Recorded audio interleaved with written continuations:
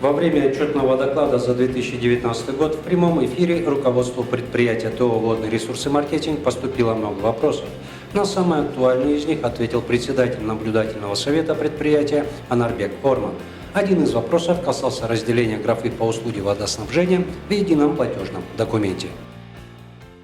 Сейчас раньше строка по платежным документам был единый водоснабжения и канализации. В последнее время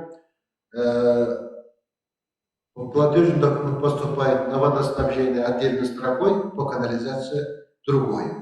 Да, это требование антимонопольного ведомства, поэтому мы сегодня раздельно указываем по водопроводным услугам и по канализационным услугам. Ну, бред и так и останется.